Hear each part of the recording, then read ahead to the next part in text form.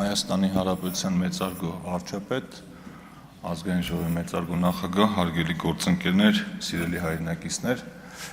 քննարկում ենք կառավարության 26-31 թվականների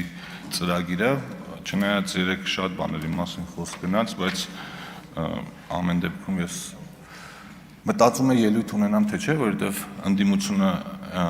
էլի դահլիճում չի, դեժավյուի նման արդեն ոնց որ սովորական է դառնում, որտեղ հասելիքից մի ահագին մեծ մաս ուղղված էր իրենց, բայց երևի կլսեն հետո կարձագանքեն։ Ուրեմն մենք արդեն 20 օրից ավել այս դահլիճում զբաղված ենք ազգային ժողովի ձևավորման գործընթացով, բայց փաստացի այս ընթացքում քննարկել ենք ամենատարբեր հարցեր, պատմությունից սկսած մինչև սոցիալ-տնտեսական վիճակ, ու ես մի անգամ էլ էի ասել, այս ընթացքում նաև իրար ուսումնասիրում ենք, ու ես ինքս իմ համար մեր ընդդիմության հետ կապված մի քանի բան եմ առանձնացրել։ Առաջինը հետևյալն է, որ խոսքը հատկապես վերաբերում է Ուժեղ Հայաստան խմբակցությանը, որ իրենց համար հստակ թիմ է աշխատում։ Այսինքն դա վատ չի, որպես վատ բան չեմ ասում, փաստ եմ արձանագրում, դրես կոդից սկսած մինչև հարցեր ու ելույթներ, այդ ամեն ինչը նախապատրաստված, աշխատված է, եւ իրանք հիմա փորձում են դիրքավորվել որպես ակտիվ, նախաձեռնող, կառուցողական,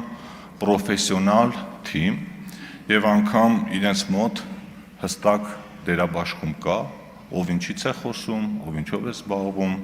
ես համոզված եմ մատների վրա կարելի է հաշվել մարդկանց, ովքեր ազատ առանց նախապես համաձայնեցման տեքստ կարող են հնչեցնել, օրինակ մեկը խմբակցության ղեկավարն է, մյուսը երևի Արամ Վարդևանյանն է, որը ազատ ոճի կիսապաշտպանի դեր է կատարում, ըստ անհրաժեշտության վերևից փորձում է պաշտպանել իր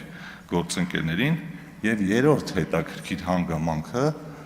որ սա արդեն վերաբերում է երկու ընդդիմադիր խմբակցություններին, որ իրենք իրենց համար առանձնացրել են մի քանի բանալի բառեր ու արտահայտություններ ու փորձում են այդ բառերը ու արտահայտությունները հնարավորինս հաճախ կրկնել, որպեսզի դա արմատավորվի։ Եթե նախընտրական շրջանում այդ հիմնականում 300,000 ադրբեջանցիների թեման էր, հիմա արդեն այլ թեմաներ են, հիմնականում տնտեսական ոլորտի։ Դե իհարկե այդտեղ կան ուրիշ արտահայտություններ, օրինակ Ալիևյան սահմանադրություն, այդ Հայաստան դաշինքի լիցենզավորված իրավունքն է, իրանք են դա երևի ավելի շատ հաճախ օգտագործվում, կամ ասենք օրինակ ձայների հաշվարկի դադարեցում հունիսի 7-ի գիշերը, այդ էլ ամեն հարմար առիթի ասում են, բայց տնտեսական առումով ամենաշատը խոսվում է պետական պարտքի մասին, աղքատության մասին, ՓՄԶ-ների փակվելու մասին եւ այլն։ Իդեպ Հայկ Ֆարմանյանը, ով էստեղ որպես ֆինանսա-բյուջետային հանձնաժողովի նախագահի թեկնածու ելույթեր ունենում, խոստացավ, որ ինձ կներկայացնի այդ հղումները, որտեղ նշված է, թե աղբյուրը որտեղ է, որ Հայաստանում մի քանի հազար փոքր բիզնես է բացվել, ինքը ասեց մամուլից եմ կարդացել, ես խնդրեցի, որ մամուլից վերցնի հարցումն ու պատասխանը համապատասխան պետական մարմին, բայց այդպես էլ այդ ինֆորմացիան չստացանք։ Պետական պարտքի մասին արդեն 20 օր այս մասին խոսում ենք,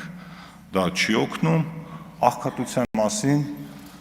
էլի խոսում են,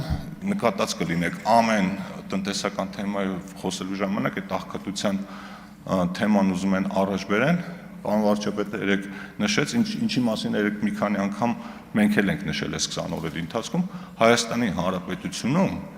աղքատության ցուցանիշը հրապարակվում է բավականին մեծ այդ ժամանակային լագով, ու մենք ոչ միայն 2026 թվականի, այլև 2025 թվականի ցուցանիշը դեռ չունենք։ Ու ես էլ եմ համոզված, որ կհրապարակվի ու կտեսնենք աղքատության մակարդակի ինչ նվազում կա։ Բայց իրենց հիմնական անելիքը հետևյալն է, իրենք փորձում են ապացուցել մարդկանց, որ մարդիկ վատ են ապրում, ու փորձում են ապացուցել մարդկանց, որ ամեն ինչ շատ վատ է, ընտրակեղծիքներ են, դատական իշխանությունը չի աշխատում, կոռուպցիա եւ այլն, այսինքն այն ինչ եղել է իրենց օրոք, հիմա փորձ են անում վերագրել մեզ։ Եվ այդ ամեն ինչը փորձ են անում շղարշել պրոֆեսիոնալիզմով ու ընդ որում մեծ էլ է հետաքրքիր։ Օրինակ Դավիթ Ղազինյանը երբ այստեղ հանդես էր գալիս որպես տարածքային կառավարման հանձնաժողովի նախագահի տեխնացու, ինչից հարցնում էինք, ինքը խոսում էր հեծից։ Երբ հեծի մասին կոնկրետ հարց հնչեց, չպատասխանեց։ Իսկ հարցը հետևյալն էր. այս ընթացքում որքան դիվիդենդ է ստացել Հայաստանի էլեկտրական ցանցերի սեփականատերը կամ սեփականատերերը, ինքը նշեց, որ նախ առաջինը չի իմանում, ինչը տարօրինակ է, եւ երկրորդը ասեց, իսկ միգուցե դա առևտրային գաղտնիք է, ինչը եւս տարօրինակ է։ Իսկ Հայաստանի էլեկտրական ցանցերը ինքը կարգավորվող եւ ցուցակվող ընկերություն է, եւ իրականությունը այն է, որ ըստ ֆինանսական փաստաթղթերի Հայաստանի էլեկտրական ցանցերի սեփականատերերը 2 անգամ դիվիդենդ են ստացել, եթե չեմ սխալվում 24 եւ 25 թվականներին, ամեն անգամ 11.7 միլիարդ դրամ։ Այսինքն ընդհանուր առմամբ մոտ 60 միլիոն դոլարի դիվիդենդ են ստացել։ Չգիտեմ ինչի համար այս թիվը չէին ուզում հնչեցնեին։ Տնտեսական աճի մասին երեկվա այդ հարցն է շատ տարօրինակ, ասում են ինչ էր առաջ թիրախավորվում 7% տնտեսական աճ, հիմա 6% տնտեսական աճ։ Այս մասն էլ չնայած վարչապետը երեք նշեց, ես մի քիչ ավելի պարզ օրինակով նշեմ։ Մեկ բաժակ ջուր խմելը հեշտ է։ Առաջին բաժակը խմելուց հետո մարդը երկրորդ բաժակն էլ է կարողանում խմի։ Երրորդ բաժակը արդեն մի քիչ դժվար է գնում, չորրորդ բաժակը արդեն մարդը չի խմի, 5-րդ բաժակը արդեն պիտի ստիպեն որ խմի։ Այսինքն ամենակարևորը բազան է, ինչ բազայի վրա է այդ ցուցանիշը հաշվարկվում ու մեր վերջին տարիների տնտեսական աճի հենքի վրա 6% տնտեսական աճ ապահովելը այդ բավականին հավակնոտ ցուցանիշով ես համոզված եմ, որ մենք այդ ցուցանիշին հասնելու ենք։ Ընդ որում ես համոզված եմ, որ կառավարությունը մի քիչ էլ զգուշավորություն է ցուցաբերել, որովհետև ավելի լավ է ունենալ ֆիքսված 6% թիրախ, բայց ապահովել ավելի բարձր,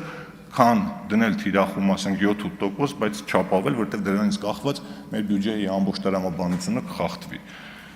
Եվ վերջին բանը, որը բանավեճերի ժամանակ իրենց միշտ ուզում էին ասել, բայց իրենք չեն գալի, հետևյալն է. բյուջեն հոսք է, ոչ թե սնդուկ է, որի մեջ փողեր են դրած, այլ ինչ-որ տարա է, որի մեջ մշտական միաժամանակ մի կողմից փող է լցվում, մի կողմից դուրս է գալիս։ Փողերը լցվում են հիմնականում հարկերի եւ տուրքերի տեսքով եւ դուրս են գալիս ծախսերի տեսքով։ Հիմա ես մեր ընդդիմադիր գործընկերները երկու ֆրակցիաների ուրեմն իրենց նախընտրական թեզերում խոսում էին ծախսերի ավելացման մասին, մեկը ասում էր նվազագույն աշխատավարձը կբարձրացնենք, մեկը ասում էր Դիլիջանի թունելը կսարքենք, մի քանի հատ այդպիսի բաներ կանենք, մյուսը խոսում էր բնակարանային շինարարության մասին, ու մյուս կողմից խոսում էին հարկերի նվազեցման մասին։ Այդ ժամանակ, եթե այդպիսի տրամաբանություն է աշխատում, բյուջեի առաջանում է ճեղք, այսինքն դատարկվում է այդ տարան ու միաժամանակ ասում են, որ պետական պարկ չենք ավելացնելու։ Այս հարցը կարծեմ Տիկին Վարդանյանը տվեց մեր ընդդիմադիր գործիչներից մեկին, պատասխան չհնչեց, իսկ դրա պատասխանը այն է, որ այդ ամեն ինչը պարզ բացատրություն է եւ կոչվում է պոպուլիզմ։